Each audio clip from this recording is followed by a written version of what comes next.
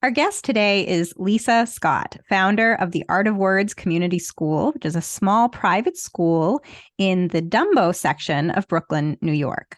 Lisa earned her PhD in education from Claremont Graduate School and taught classes in the history and philosophy of education at both the City University of New York at Queens and Hunter College before leaving to launch her Microschool in September of 2020. Art of Words is a Waldorf-inspired school that integrates art and literature throughout its curriculum while prioritizing social justice and community-based learning. Lisa Scott, welcome to the LiberatED podcast. Thank you, and thank you for having me. I'm so glad you're here. I had an opportunity to meet you last week and to visit Art of Words, and was blown away by your beautiful space, wide open, light filled, with art, of course, everywhere in the space, and wide open classrooms. You have several facilitators and a small group of students, so really capturing that microschool feel that enables personalized learning. And I want to get more into your vision for Art of Words and why you created it. But before we do that, I'd love to hear a little bit more about your story, as how you became interested in education, obviously studying it at the graduate school level and then teaching education at the college level. So how was that evolution for you? I think that, the evolution of me, which is I'm an immigrant and came to the United States when I was 8 years of age. And from Kingston, Jamaica, into a little area called Florissant, Missouri. And so the transition from one world to another kind of also could have contributed to a lot of, I guess, the need um, to fit in, especially being the only student of color in a predominantly all white school. And one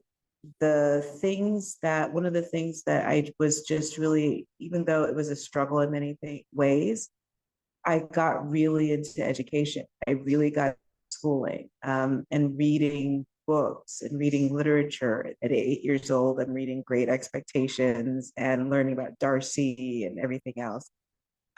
So I think I just always loved reading. And even though there was a lot of, systemic problems within the school, I think that I just fell in love with learning things. And then leaving from there and then moving to California, which is a longer part of my life where I lived. And my parents struggled financially, so we were constantly displaced. So we were going from one place to another place, and schooling, there was always like these breaks and of learning and information, and I somehow navigated through that. But that was, truthfully, school was the only thing that I felt that I had. And learning was the only thing that I had. I felt that it was liberatory for me, to just know things and to read. And it was something that I found as my own form of power. Was I just like learning stuff. And got into college. That was great, and made it through and finished and everything else. But I went through that educational process. And when I started teaching in the classroom, and I found so many students that were not excited about learning, and they had so many academic gaps. And I'm like, dude, I had academic gaps, so I understand, but it just means that you have to work harder.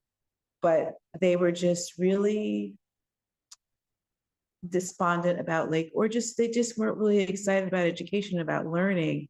And I didn't understand why. And so I think part of what fuels me too is to do things differently, because I do feel that education is liberation. I really truthfully believe that. That for me, it was the only way for me to kind of get out of the situational poverty that my family had gone through, and educating myself into filling the gaps that I didn't get.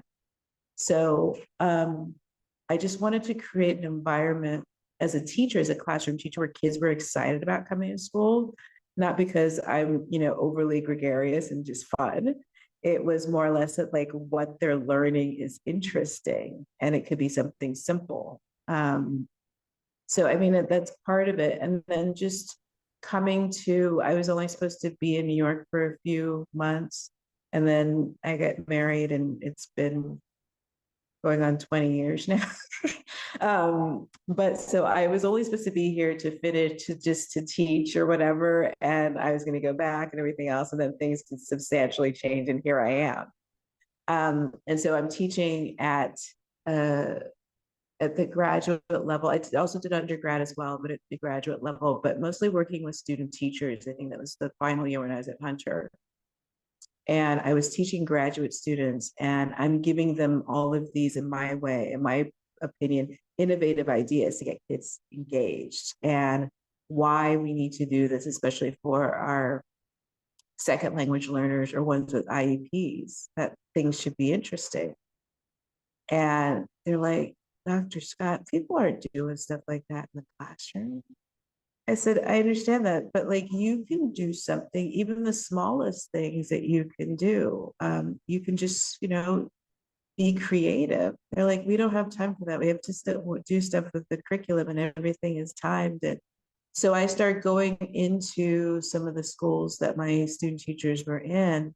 And I was like, oh, I understand why. Like, there's bells going off. You know, it just seemed more chaotic. And it was not just, and these were technically really good schools.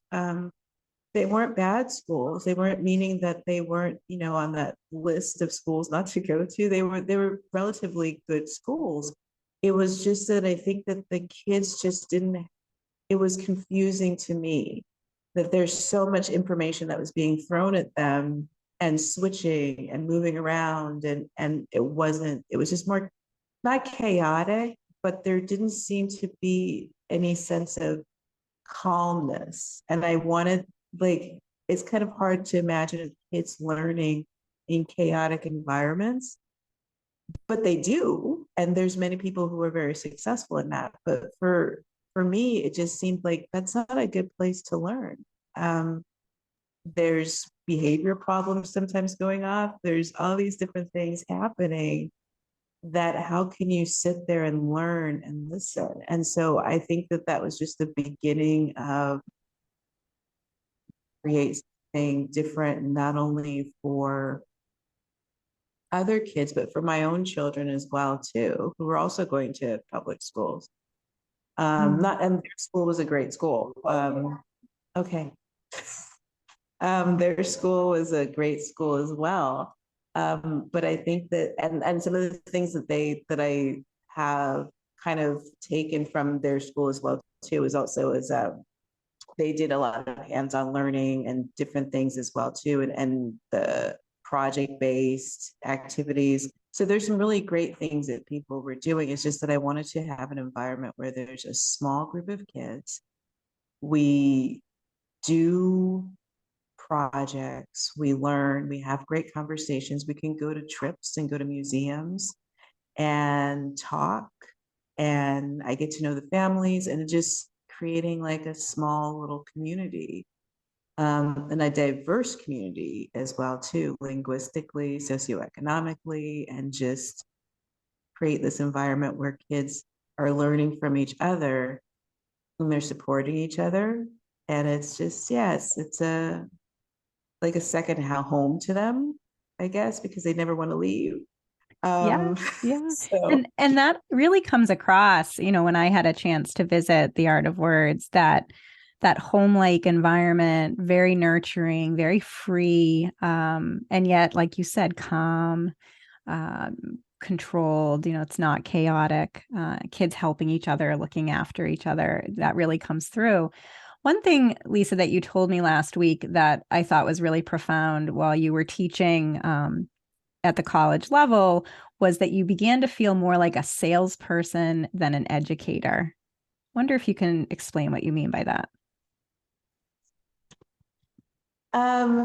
yeah, I had to convince people that education works. I don't know. It just seems like when you're working with student teachers, you're so despondent and so disconnected to like, let me just go through this process. Like, let me just get through this and I have to do my student teaching. This is where they placed me.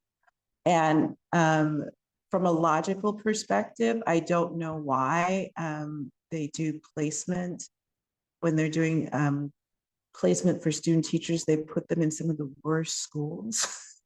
And I don't understand that logic either, because that's what the student teachers just feel, that they're going into a battlefield and not necessarily going into a place that you can make change. And so when I'm talking to um, people who are pre-service teachers, I feel like I have to convince them that it's something that you can do that's substantive and revolutionary and everything else. I mean, I'm in education because of other educators who preceded me, and they inspired me even through many transitions in my own life, academically, physically, and everything else. So like, you can make change. And they're like, Dr. Scott, you're crazy. And I'm like, no, I don't think, well, I might be, but I don't think in that particular way. I think that you can make change. Is it easy? No.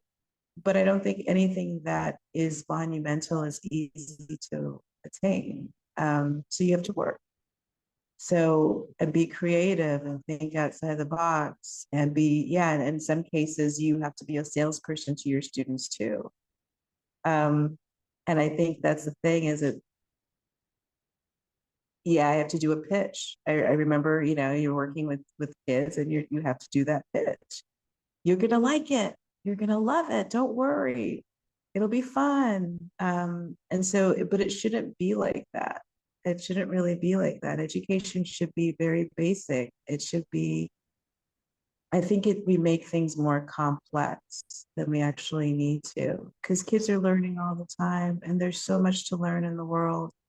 Um, Picking a good book, showing art, um, having good conversations, bringing people in that have had lived experiences. Theoretically, it can be really simple. But I think we just make things more complicated because there's other things behind it, you know? Um, but yeah, no, it shouldn't be a pitch. Yeah.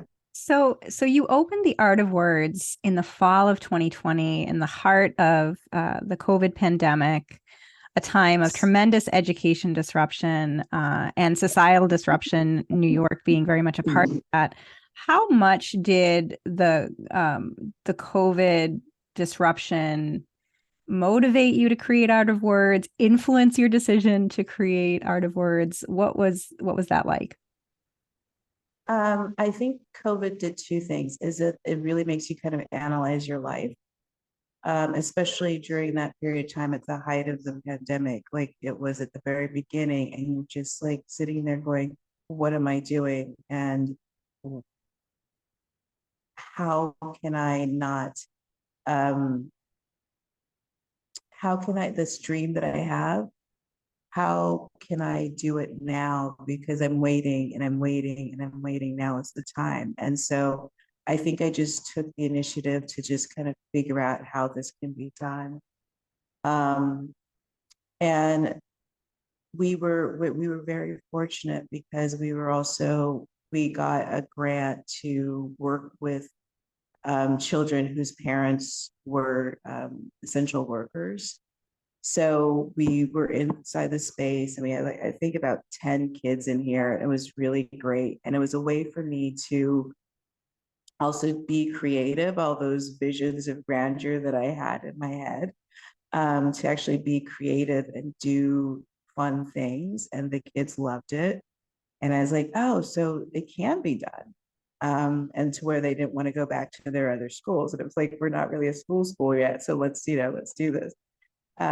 But at the same time, like it kind of changed my perspective of the height of the pandemic and just kind of seeing what was going on in the rest of the world, that I just felt that was the time to make a change. Yeah.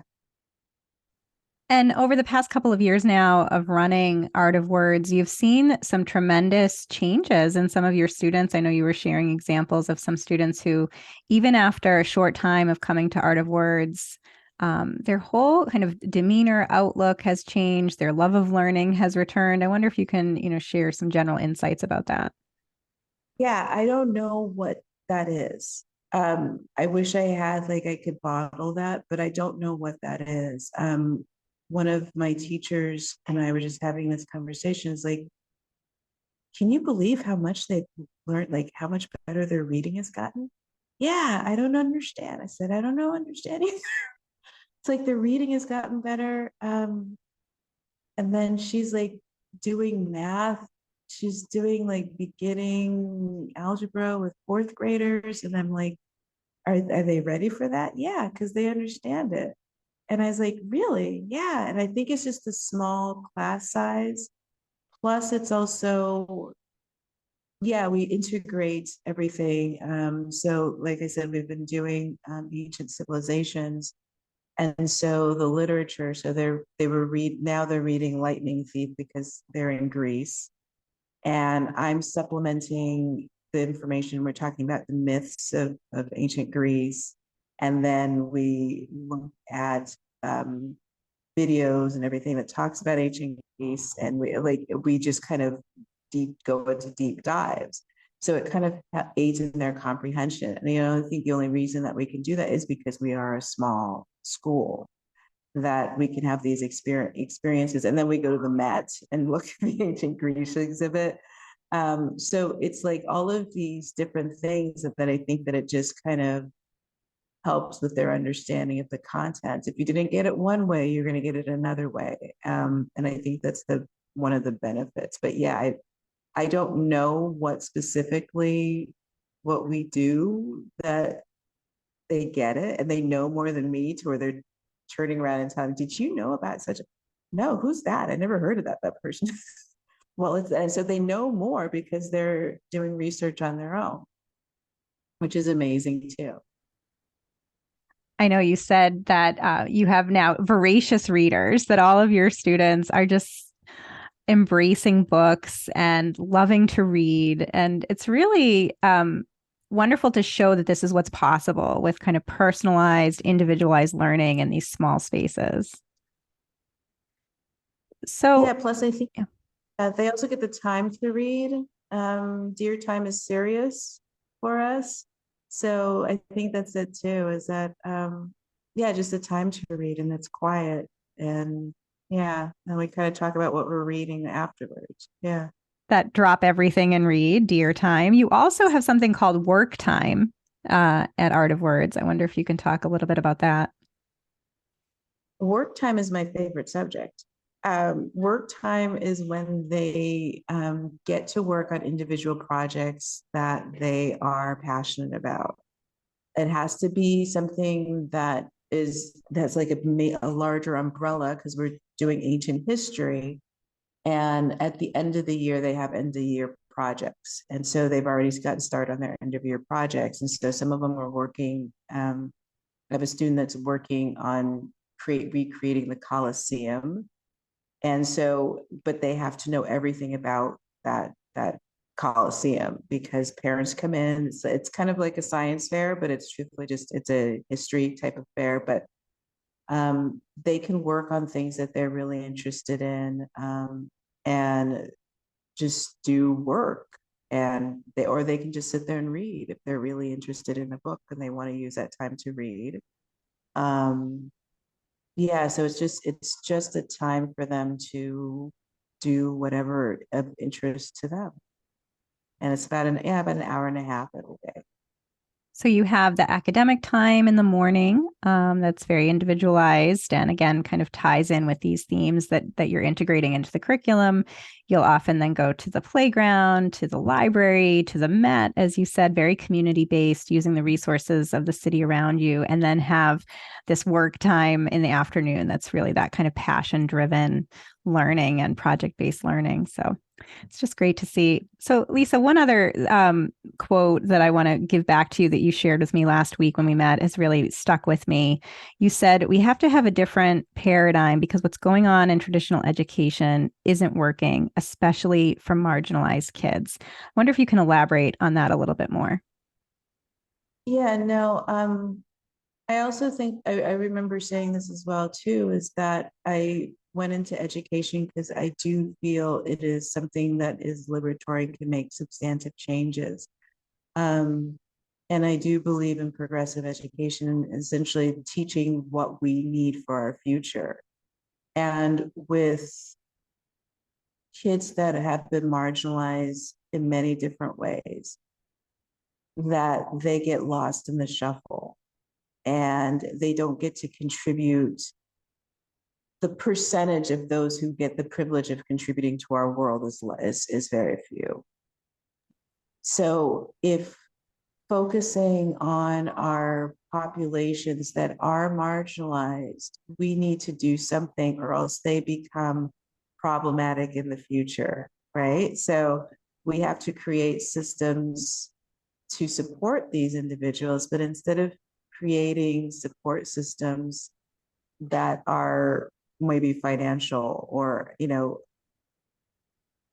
if we could just kind of take care of the problem now to where these populations are actually contributing to our environment, coming up with new ways of learning, doing, and being, then the longer, I mean, I'm just thinking in the future, we wouldn't have to put so much money into all of these other services that we put in, but instead we're putting money from the very beginning. Like, why aren't we putting money into education and making it better and doing things differently and providing support services and everything else, as opposed to having people part of systems that they can't get out of in the future? Um, so, either pay now or pay later. I just think that we should pay now, right? Yeah, and focusing on this liberatory education, especially for marginalized groups, is a key priority for you with Art of Words, making sure that your program is accessible to a diverse group of students. How does that work, though, right? Because you're in this space now. You had mentioned that space got a little bit less expensive in the wake of the COVID pandemic, but still, New York City real estate prices are nothing to scoff at. So you have expenses there in running a microschool, and yet you still are really committed to making it accessible to your larger community. I wonder if you can talk a little bit about how you do that. Yeah, I try to, I think that for the parents, I have, parents who are from different socioeconomic levels, but for the most part, they're working class individuals. And the way I try to supplement is, every weekend I'm writing a grant. I'm looking for money in strange places. I'm borrowing money. I'm doing everything that I can do to where it is more equitable for all. Um, I have, the tuition on the website, but no one pays that because they come in places that it's just like, Dr. Scott, can you please take my son? He's how late. There was one student that we have now, he was hiding underneath the desk and no one knew that he was hiding underneath the desk. Really, he would just go and do it because there's so many kids in the classroom. And she was like, could you just take him? And I think he's thriving here. That same kid who was hiding comes in with more information. He's one of the people that will quiz me in the morning. Did you know about this person? So he had potential to begin with, but I guess maybe I don't know. But I will make any accommodations just because I feel that, I'm doing my best to contribute to our future as well, too. So, but yeah, the tuition is the tuition, but yeah, that's been our biggest thing because financially we're, doing our best to kind of maintain. Yeah. Yeah, and I know you've received grants from the Vela Education Fund that really works on supporting education entrepreneurs like you who are building kind of bottom-up, non-traditional, learner-centered education models. And I think the more kind of philanthropy that can come your way and support what you're doing, the better, because you'll be able to make these models more accessible to more families. I wonder if you can talk a little bit about kind of your vision for Art of Words. Right now, you have fewer than 10 students. What is sort of your kind of longer term plan over the next couple of years with the Microschool? So, for the school right now that we're in, we have it to where there's I think 8 students in here in total right now. But our cap for the school would be 28, I think. That would be the most that we would have in there. And I think that that's K through 5th grade. And that even sounds scary to me, even with 28. But yeah, that seems a lot to me right now. But at the same time, I think that's manageable. We have the space to do it. And so when we hit that cap, what I'd like to do is then see if we can replicate what we've been doing here. Like, we knocked out all the cakes, things are going good. The students are learning. Let's see if we can replicate that someplace else. And I'd really like to replicate something like this. We're in Dumbo right now, and those who know New York, it's an affluent area, but I'd like to replicate the same thing in more of a marginalized area, more specifically. So we can do some of the same things in communities where they really need, I think, alternative forms of education. Um, so yeah, my vision is to kind of replicate and have little smaller micro schools in different places throughout the city. Great. So, you talked about wanting to have a different paradigm of education than currently exists in our traditional education system. Do you think that will occur through education entrepreneurs like you who are building these alternatives outside of the system? Or do you think that change is possible within the system? Or what is sort of the relationship between the two? I do believe that there is change possible within the system. I just think that the change would be slower.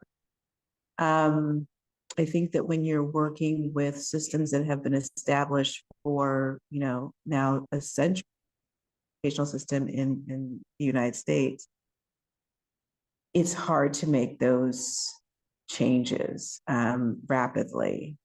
The whole purpose behind education in the first place was to essentially get people into, the job market, and more specifically factories. That's why we sit in rows and everything else.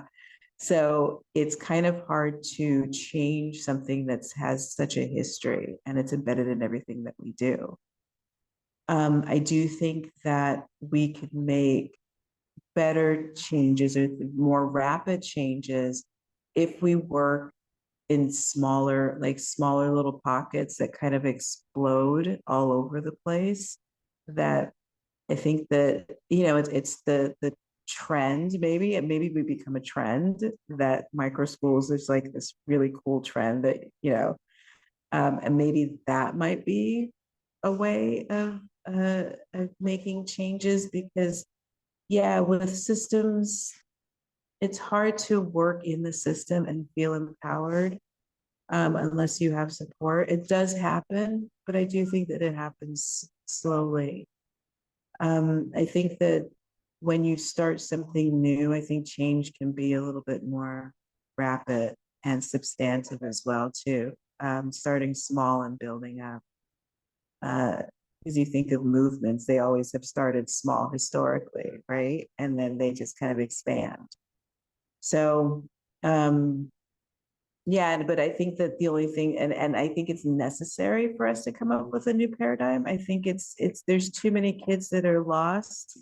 There's that are lost within the system, that they really don't have an inkling. They're about to graduate high school, and they have no idea what they're going to do because they can't get into colleges that could actually make changes for them academically or just experientially, right? And I think that that's the thing is like, what do we do? Detected at the Sorry. Bridge Street. What do we do with these 18-year-olds who don't have opportunities to make something out of their lives? So, um,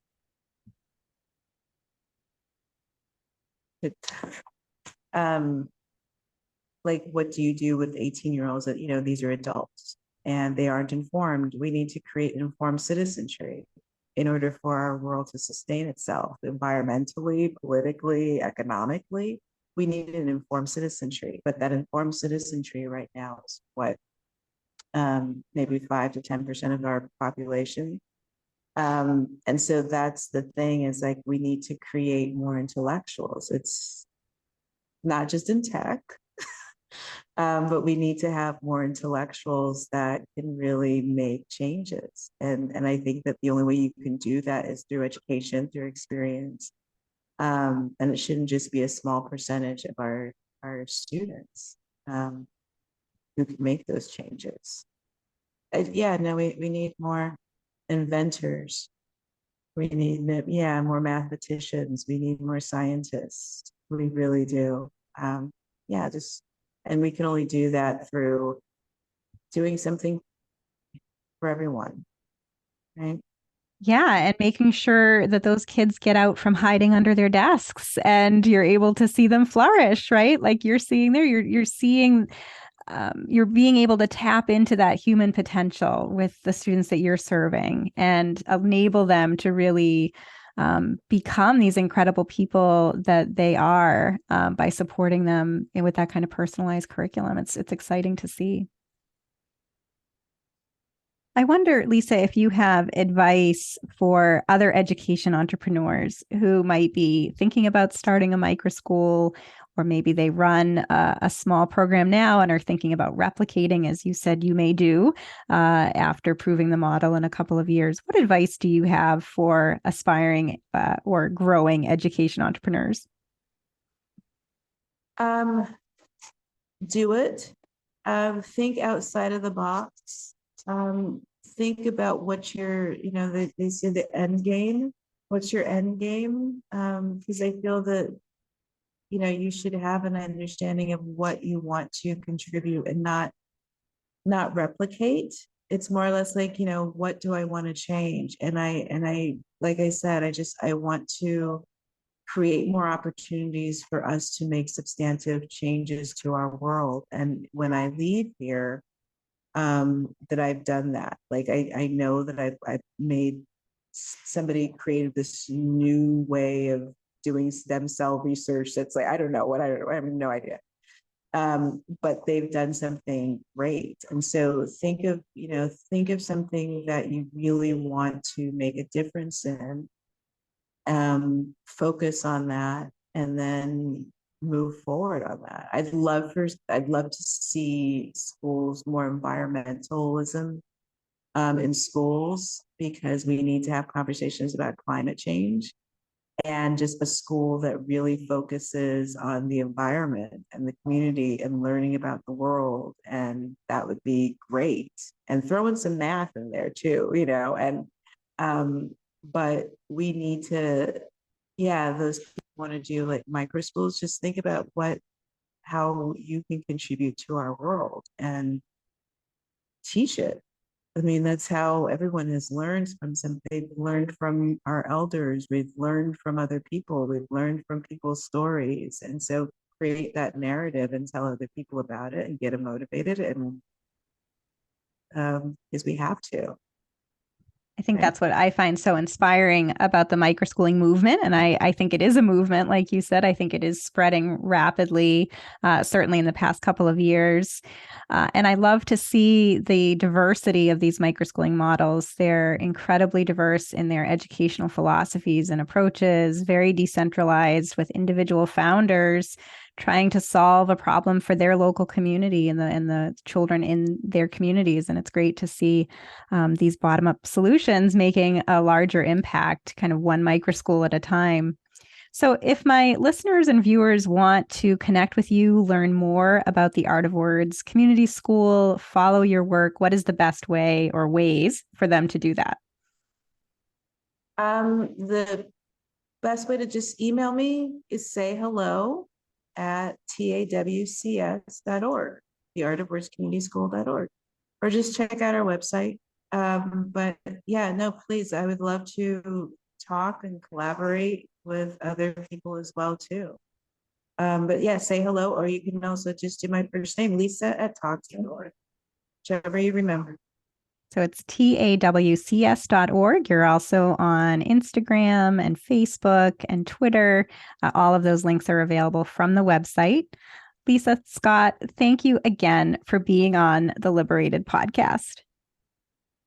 Thank you so much, Harry, for having me just talk. But yeah, thank you very much. And yeah, and just encourage other people to go out there and start their vision.